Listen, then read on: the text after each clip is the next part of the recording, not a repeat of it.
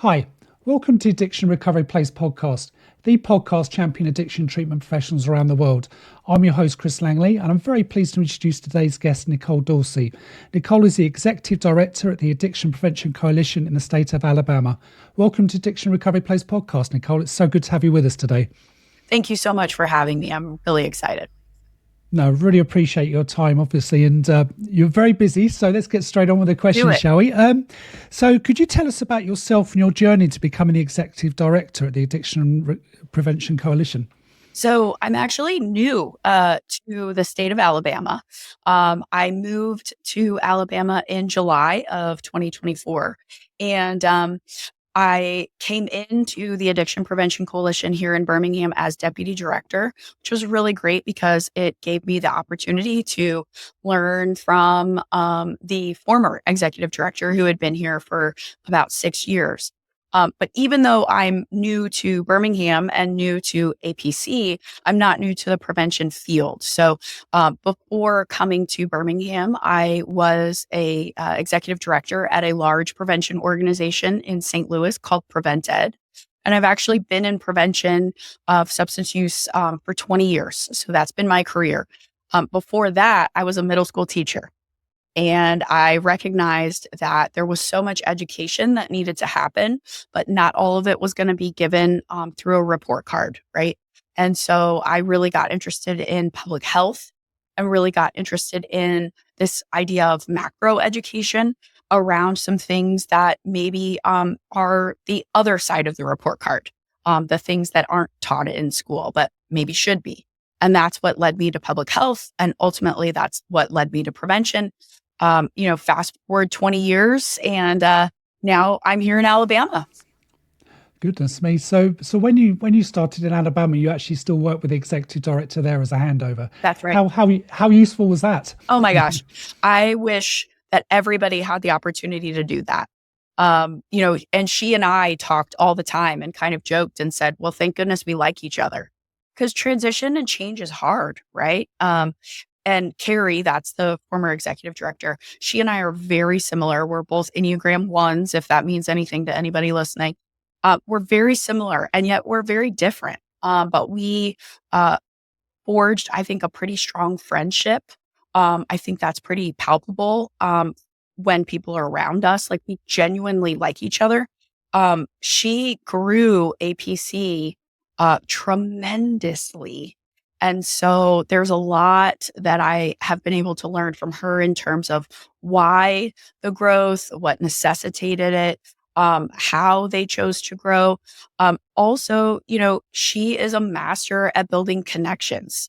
And as a transplant to Birmingham, that's something that was just mission critical, right? Was to transfer those relationships. And I will add that I did the same thing when I left St. Louis. You want the luxury of having a transition time when it makes sense, right? But I knew very quickly it was time for me to go because the new incoming person had it together. And Carrie knew that when it was time for her to go. So she actually bumped up her retirement just a little bit because she knew I was ready, just like, I knew the person in St. Louis was ready. And we still talk all the time. I mean, that's the beauty of it, right? It's like we talk as friends, but also sometimes I'll get an email and I'm just like, what is this? Like, who is this person? And I'll call her and she picks up. Yeah. That must be a big weight off your shoulders as well. And knowing that you're taken over from such an established leader as well before. That's right. That must have been amazing. It also helps the team, right? Feel comfortable and our donors and our board and our volunteers. Because as I said, change is hard. It's necessary.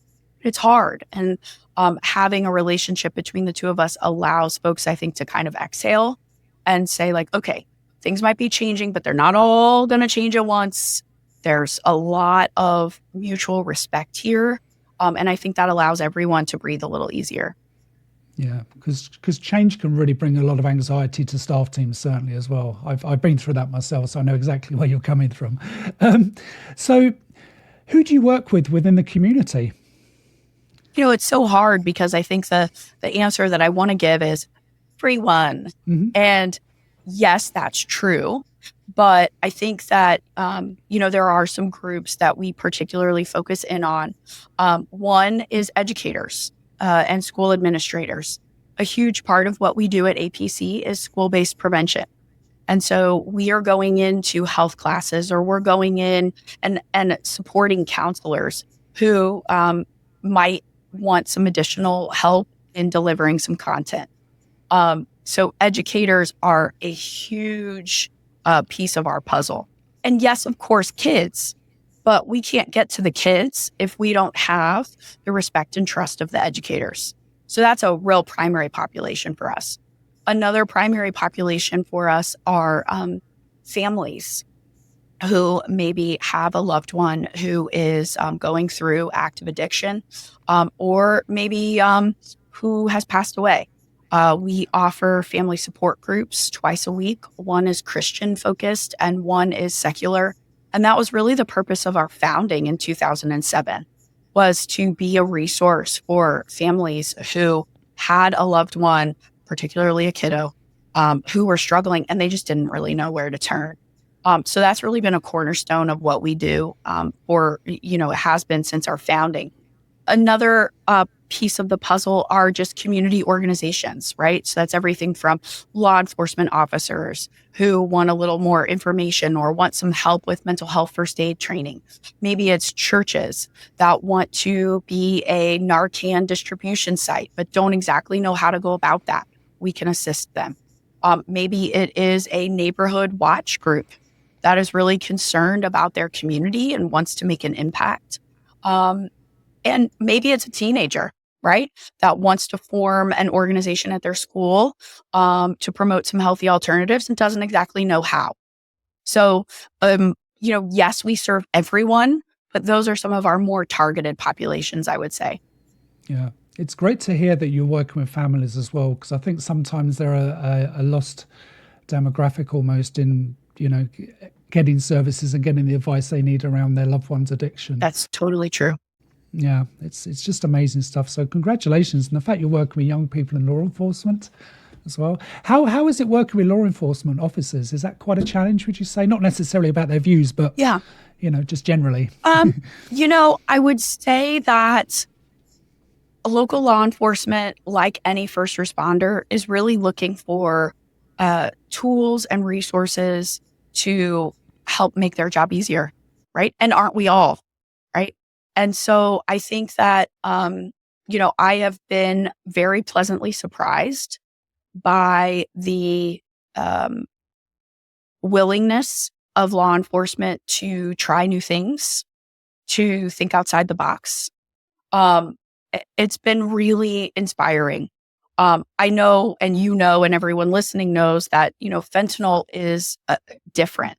It's a different kind of drug. It's, all of the adaptations of all of the synthetics are unlike anything we've ever seen. And so because that drug is different, we have to act differently. And I think that folks are understanding that. While not specifically law enforcement, it is a first responder. We have great relationships with our local fire departments. And we distribute something called a ONEbox, which is it's a tool designed to be placed in public-facing businesses, restaurants, bars, stores, churches, whatever, anything in the public.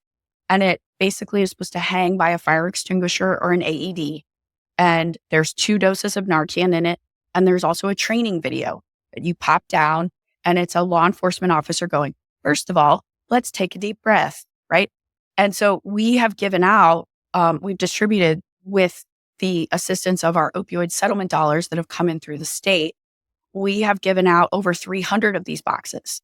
And some of our first early adopters were people you wouldn't really think. Bars and restaurants have been huge, but also fire chiefs. Yes, they carry it on trucks, but as one of the fire chiefs here in Homewood has said, we can't be everywhere. And we're the first responder, but really, you're the first responder. And so if you can buy us a little bit of time, if you can respond first when you see an overdose, that allows us to get there and to save a life. This is truly a partnership. Now, 10 years ago, if you would have told me one of our strongest supporters would be a local fire chief, I don't know that I would have believed you, right? But this goes back to the idea that I think that folks understand that things are different, the drug supply is different, and we must act differently. So how many of those ONEboxes would you say you distributed? Well, so our initial goal was to distribute 30 of them. And now we've distributed almost 350. And more are being distributed all the time. Wow. Yeah. So you've saved a lot of lives just simply by that. I think that's incredible. So big congratulations to you on that. You wanted to do 30 and you've put over 350 out of the community. Yeah. I mean, we were blown away by the surprise, by the reaction. And it's also like places that you wouldn't necessarily think of, like our local power company. They were really interested. They wanted 25 boxes. A local wine bar that's a little like shishi frou-frou downtown. They wanted one because people pass by, and they said it's less for us about what happens inside of our bar as what happens outside of our bar. And we know that not all overdoses are intentional, right? Not everybody even knows what they're taking. So the outcry and the support for that project has been really incredible. Yeah, that's wonderful to hear. It really is. Can you tell us about some of the other team members that you work with, Nicole, and what they do? Because it sounds like you've got an amazing team. Yeah, I have to say I inherited a really amazing crew of folks. So we are small but mighty here at APC. So we currently have 11 staff. That's myself included. And the bulk of those folks are people who go into community, go into schools every day. We have just, and I think the one thing that we ask everybody on their first interview is we say, you don't have to give us the skeletons in your closet, but how has addiction impacted your life? What consequences have you seen? And, the candidates who are very surfacey and say, well, I've seen it on TV, or the folks that say, oh, I don't know, I've never been impacted. Those are not the people that work here. Every single staff person who works here has seen and felt the consequences of substance use disorder in their own lives, have lost loved ones, were children of alcoholics, attend Al-Anon meetings. Like the team really gets what it is that we're trying to prevent. We have people in long-term recovery on our team. We have an epidemiologist on our team who is first gen she's actually an immigrant to this country. She's from Nigeria, and she crunches all of our numbers and works with our data and makes sure that we're doing what we need to be doing when we need to be doing it. And coming over from Africa, even she has experienced consequences of substance use, but didn't really have the words or the space to talk about it. And on her first interview, when she was given that opportunity, she was like, this is the place for me. Wow. So you have 11 people on your team, and you're covering such a wide geographical area. I mean, how wide do you go geographically within your state? So we also have several amazing contractors who are awesome. Many of those are retired teachers, people who loved working with kids, retired, and have no desire to do report cards or IEPs anymore. So they they do our lessons and help spread our reach. We are officially tasked with serving Central Alabama, but for some of our programs, because we might be the only one that's providing it, or we might have the capacity when other people don't, we do have a statewide reach. Goodness me! So you're covering most of Alabama, really. Yes, sir. When you need to. Goodness me! Wow, it just shows how your service just has grown and is getting so well known within within the state. That's amazing stuff. I'd just like to touch on something, Nicole, because you mentioned the Opioid Resettlement Fund. So your state, along with many others, received this fund from the opioid crisis that has gripped the country, very sadly. But would you say that these vital funds are being put to good use, and what is it focusing on the most? I would say that they're being put to good use at the state level. I'll be honest, that's really the only thing I can speak to. And the reason for that is that the state of Alabama has been very transparent and proactive, in which was surprising to me, especially because things were not necessarily the most straightforward where I came from in Missouri. But when the Attorney General, who is very connected to mental health and substance use, he's very connected to that cause. When he started getting wind of these potential opioid settlement dollars, the state of Alabama decided to go out on their own, and pursue, was one of the few states who pursued it on their own. At the same time, he also formed a state advisory council to say, okay, we don't have these monies yet, but if/when we get these monies, where should we be focusing our energy? And the really amazing thing, I mean, I was struck by this. I went to one of these meetings, like my first week on the job as deputy director. It was people from all departments across the state. So Department of Corrections, maternal and child health. There were folks from data. There were folks from, just everything. Okay. And so the state advisory council was formed before there was any money to say, if/when we get this money, how should we spend it? Where should we spend it? Where are our priorities? Where are hotspots? Let's look at the continuum of substance use disorder, everything from prevention all the way to recovery, with treatment and harm reduction in between, public awareness. And let's make sure that we're hitting each piece of that puzzle. I think they're doing an incredible job. They have one person who is actually tasked with overseeing the opioid settlement at the state. There's a dashboard. They report out on a quarterly basis. Now, could it be better? Sure. Okay.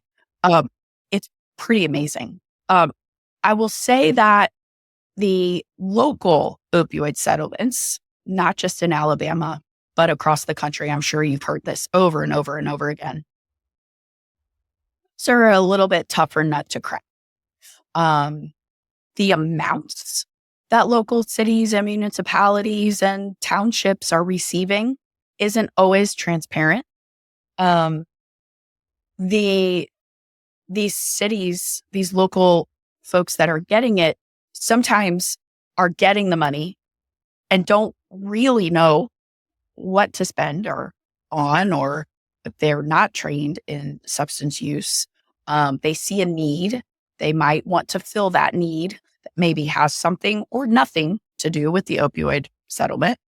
And a lot of them, in my experience, a lot of the local mayors and local county commissioners and things like that are looking for assistance and some sort of roadmap, but there really isn't one.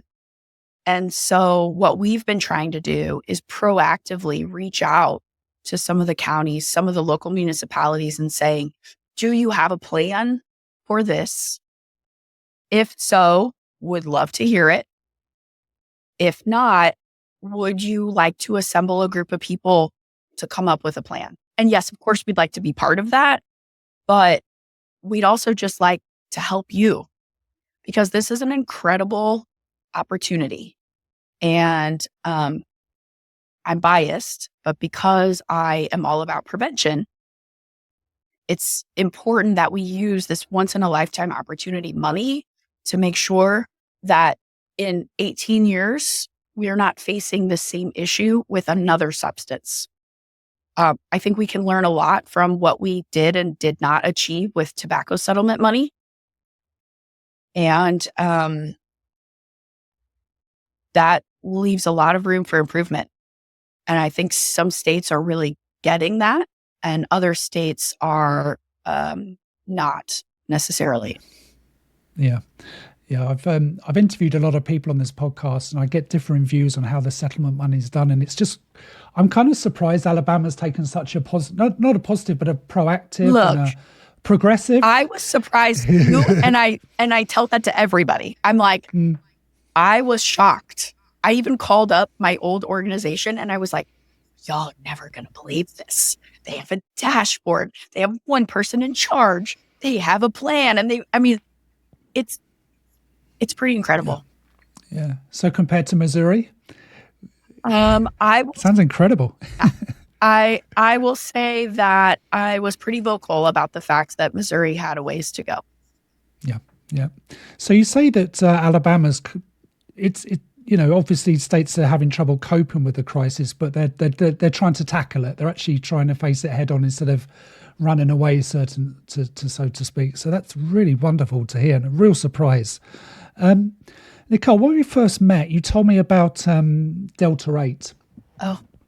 And the problems that this is bringing to communities. Can you explain why this is happening? What are the possible effects of this new drug? I'm not too up to date with Delta 8 myself, so.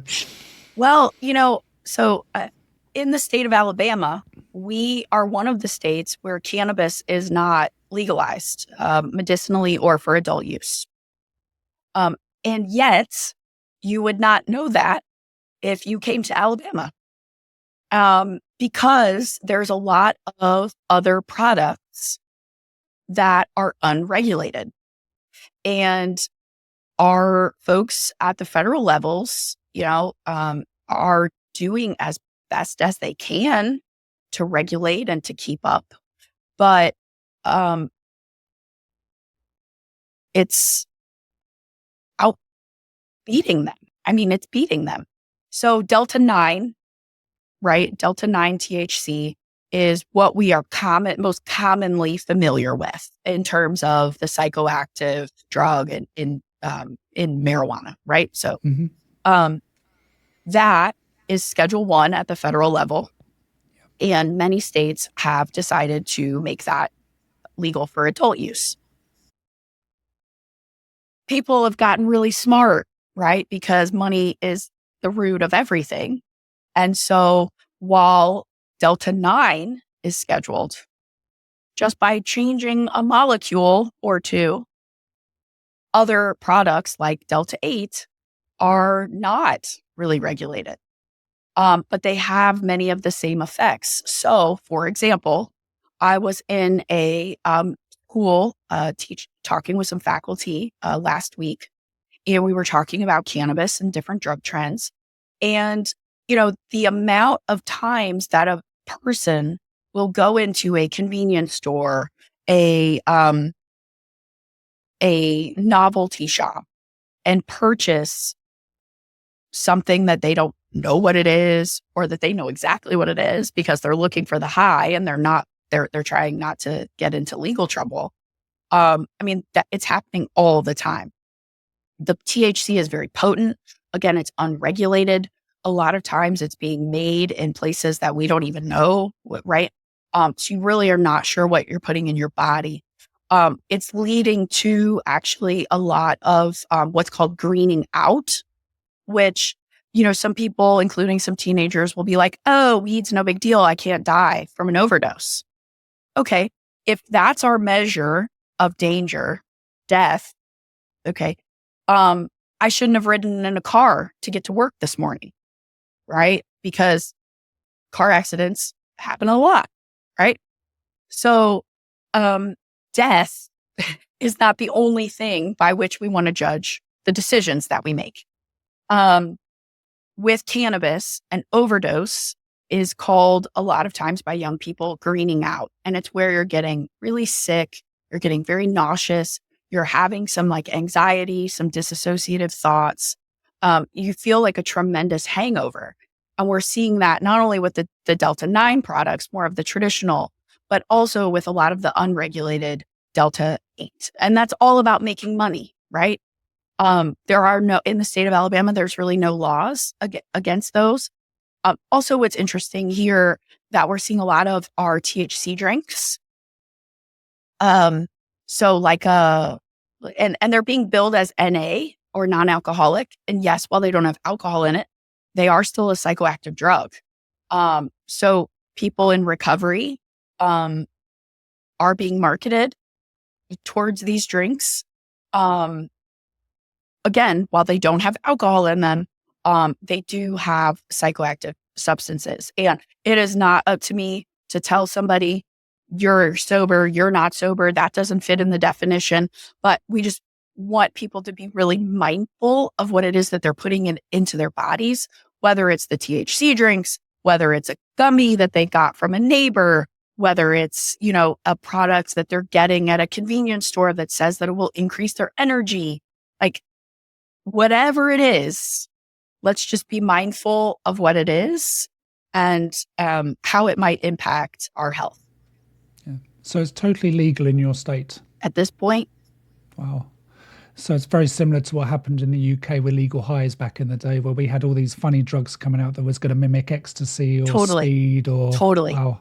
And it's like several years ago with like bath salts and things like NK2 and all those things. Yeah, spice, yeah. Exactly. Yeah. Wow, that's really sad that it's still happening, the legal high stuff. It's just, it really did cause us a lot of problems when I was in the UK as well, so I know exactly where you're coming from with that, Nicole. I'd just like to ask you about recovery-friendly workplaces. So in your state, how is this program working, and is it being well received by employers in Alabama? Well, Alabama is one of the states that hasn't quite rolled this out just yet.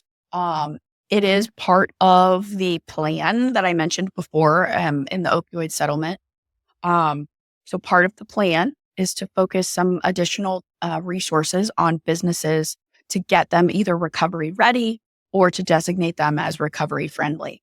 I think it should be mentioned that a lot of organizations that we talk to, particularly ones that have expressed interest in getting one of those ONEboxes I mentioned with the Narcan and the training video, they're already recovery friendly. They're allowing time off for mental health. They're allowing their employees to see their counselor or go to a fellowship meeting on the clock. They are not zero tolerance, right? Like, there's a lot of things that companies are already doing without receiving an official designation of recovery friendly. Now, I will say that in the Midwest, I was a pretty big part of recovery friendly workplaces in the Midwest. My former organization was a recovery friendly workplace. I've spoken around the topic at several national conferences. I think it's incredibly important for the employee, but also it's a really good way to retain and recruit staff. The ROI is tremendous on this. And so as a business leader, I think it's important not only for my team, but also for my bottom line, quite frankly. So we're working kind of here locally in Birmingham on, I would say, a grassroots recovery-friendly program, designation maybe, while we wait for the state to roll things out on a larger capacity. I'm very impatient. So we're just going to kind of do it. Good for you. No, I've learned a lot about these the recovery-friendly workplaces over here, and it's just amazing to hear that this is something that's happening. And they're incredible. It's an incredibly humbling thing to be a leader and have a staff person come to you and say, "If you hadn't given me a second chance, I wouldn't be where I am today." I've had staff people be able to get their first car because they've had stable employment. I've had staff who have come to me and said, "Thank you so much for understanding that I needed a leave because my partner was going through a substance use issue and I didn't have to worry about my job security. Like, thank you." And that breeds incredible loyalty. cannot kick somebody out because they made a misstep. Who amongst us have not made a misstep? Mhm. Yeah. Humbling, certainly the word, Nicole. It is humbling. I think it is an incredibly important initiative. In case you couldn't tell, it's something that I'm really, really passionate about. Yeah, it's been lovely to hear about it. I've spoken to a number of people that are championing this, and it's always nice to hear something so positive that's going on within the community. It really is. I'd just like to ask you about the End Addiction Walk in Alabama, because can you tell our audience some more about this and how people can get involved? Because it looks a fantastic. So this is an annual event. We do this every spring. This year it will be April 5th. And we essentially kind of take over downtown Birmingham. We've had as many as 5,000 people join, all wearing the same T-shirt, all kind of inspired. And they really take to the streets, and they, share stories of hope and healing. We have a lot of folks that walk in memory of a loved one who has passed away, but we also really have strong support from the recovery community, people who are in long-term recovery, who want to come out and show that there is a way forward and that it absolutely is possible. It's a really great time for our businesses to get involved as well and to really show their support. It just so happens to be our largest fundraiser, but we try to keep things, pretty, I would say, accessible for folks. And we have so we started it here in Birmingham, and we've since replicated it with partners in other parts of the state, including a very large walk that happens in Huntsville, which is about an hour and a half away from here. And I had the privilege of attending that walk. They hold theirs in August, and it's just beautiful. We do a thing at the walk where we start by asking folks, who here has had 30 years of sobriety? And they raise their hand, and then we say, who's had 20 years, who's had 10 years, who's had 5 years? And we go all the way down to who's had 24 hours, who's had an hour. And we make this big circle, and there's not a dry eye in the damn house. It's just incredible. And of course, it's an opportunity to remember those people who aren't here with us today, but it's a very inspiring day, and we'd love to have people come out and join us. So if someone wanted to come and support this, Nicole, how can someone join this? Yeah, so I think the best way would be coming to our website, which is apcbham.org, and you can't miss it. We've got save the dates and walk stuff splattered all over our website.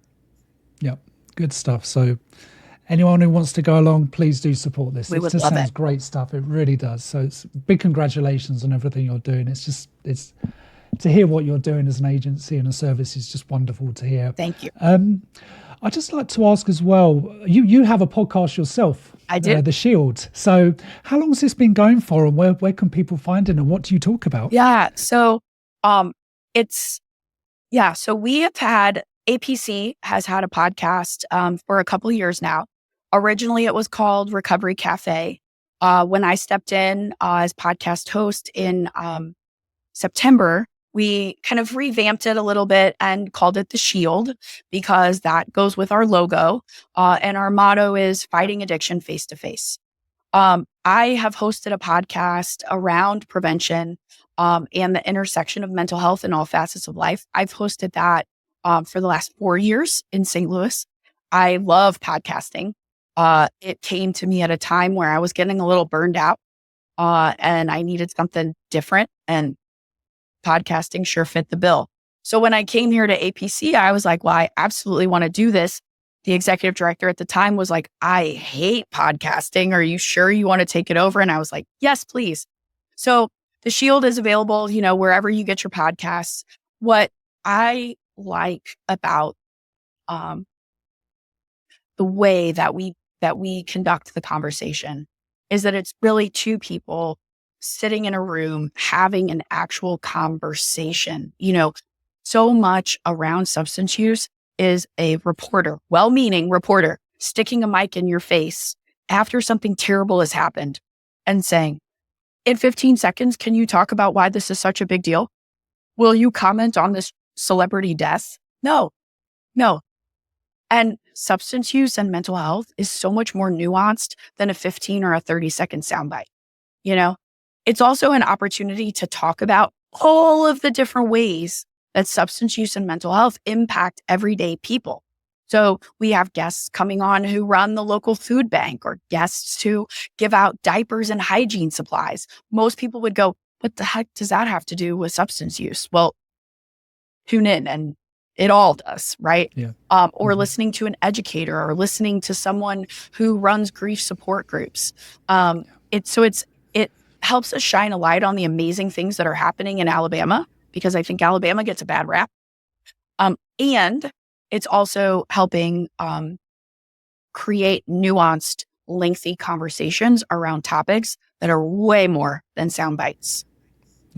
Yeah. It's podcast can be an incredibly powerful tool to have to get your message out. It really can be. We'll make sure as well in the notes we'll have the link to the podcast as well, Nicole, because I've listened to a couple of them and they're great. Awesome. They really are. Thank you. Really are.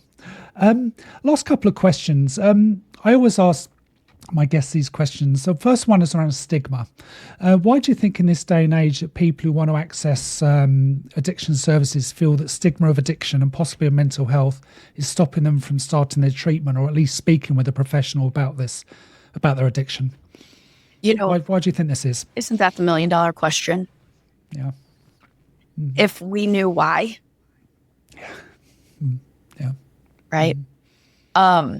I think that that's one of the reasons why I'm drawn to prevention, is because it's really planting those seeds at a very early age to show people that it's okay to ask for help. It's okay to have positive role models that aren't your parents, that you can trust, that you can confide in. It's okay to not have all the answers, right? I think the whys kill us and drag us down. I was reflecting on why people don't talk about their financial health.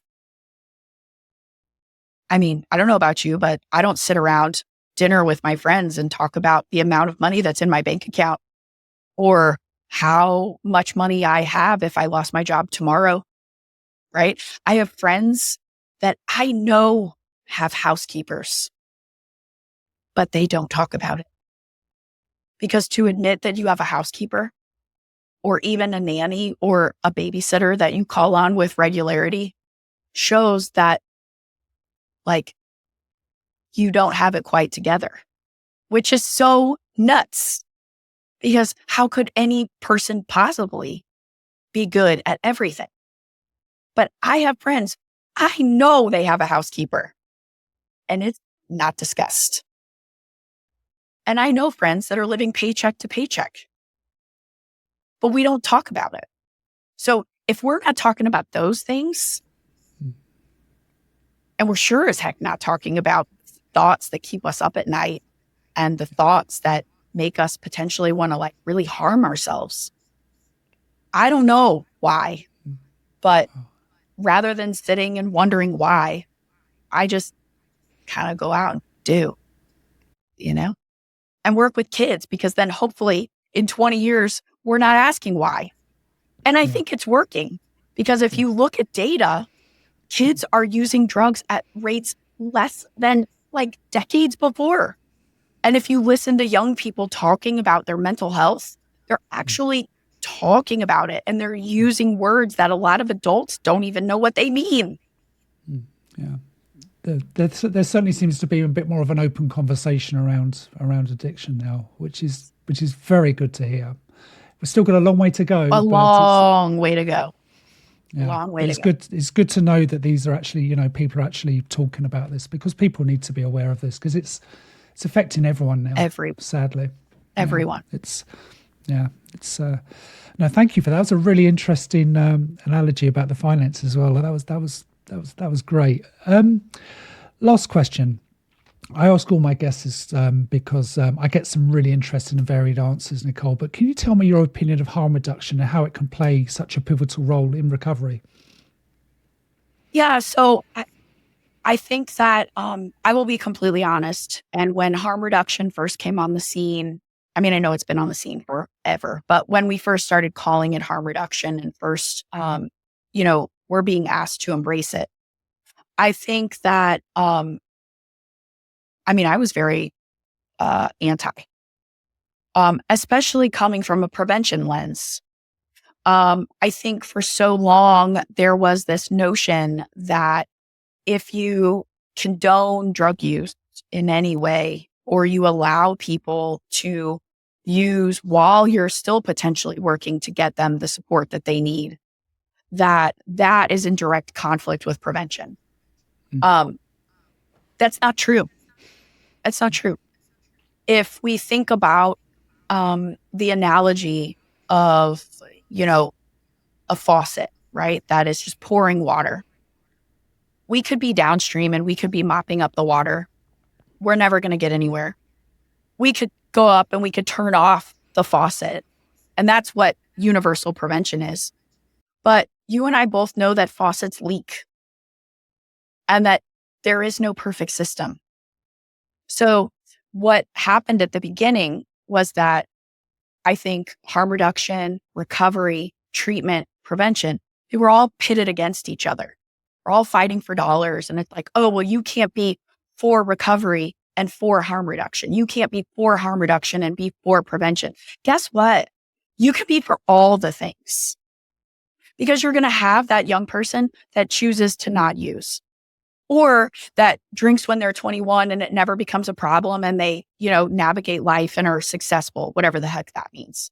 You're also going to have that person that no matter what type of education they get, they're still going to make some missteps and they're going to need treatment. They're going to need fellowship and they're going to need harm reduction.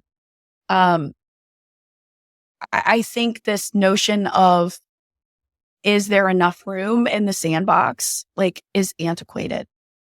There's more than enough work to do. There's more than enough work to do. And just because I am a preventionist does not also mean that I cannot see the value in handing out fentanyl test strips. I can do both things. I can do two things at one time. Mm-hmm. Yep. I can hold two things at one time. Yep. That's a great answer. That really is. It was interesting what you were saying about the different models of recovery. They've got to work together and not against each other. It makes so much sense. Abstinence only might work for some people. That ain't going to work for everyone. Right. AA works for some people. Smart recovery works for some people. Recovery Dharma works for some people. Some people white knuckle it still. I'm not here to judge and say what's the best path. That's right. Yeah, that's right. Last question, Nicole. Do you have a message for anyone listening to this podcast who's going through addiction? We're here. We're here. Perfect. That's it. We're Perfect. Here. Yeah, absolutely. You mentioned to our listeners how to best contact you. Can you just repeat your website again for us, please? Sure. And your contact details? Yep. It's apcbham.org. Also, I am Nicole, Nichole, at apcbham.org. Actually do return emails. I would love to hear from people, love to think about how we could collaborate or partner, and love to hear the great work that other people are doing across the country. Yep. Wow.